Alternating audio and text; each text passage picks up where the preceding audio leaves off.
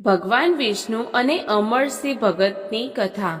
પ્રાચીન કાળમાં અમરસિંહ નામના એક અતિભક્ત પુરુષ રહેતા હતા।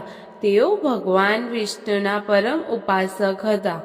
અમરસિંહ ભગતનું જીવન બહુ સાદું હતું, પરંતુ તેમનું મન હંમેશા ભગવાન વિષ્ણુના સ્મરણમાં લીન હતું।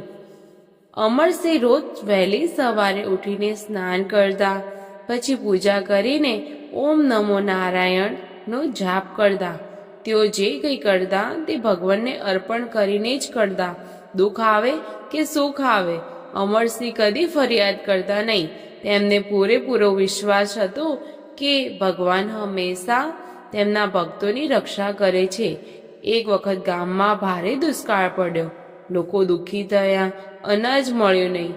ઘણા લોકો ભગવાનને ભૂલી ગયા, પરંતુ અમરસિંહ ભગતે પોતાની શ્રદ્ધા કદી છોડીને નહીં, અને તેમને ભગવાન વિષ્ણુને પ્રાર્થના કરી અને કહ્યું, હે નારાયણ, જો આ દુઃખમાં પણ તું મારી સાથે છે તો મને કોઈ ભય નથી।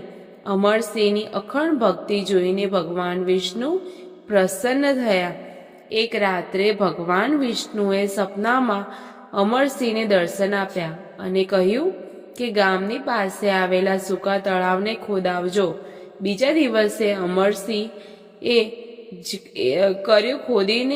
ખોદકામ કરીને ત્યાંથી પાણી નીકળ્યું।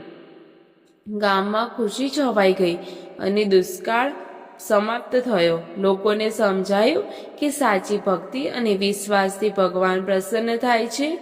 અમરસિંહ ભગતનું નામ દૂર દૂર સુધી પ્રસિદ્ધ થયું, પરંતુ અમરસિંહ હંમેશા નમ્ર રહ્યા અને બધું ભગવાન વિષ્ણુની કૃપા માનતા રહ્યા।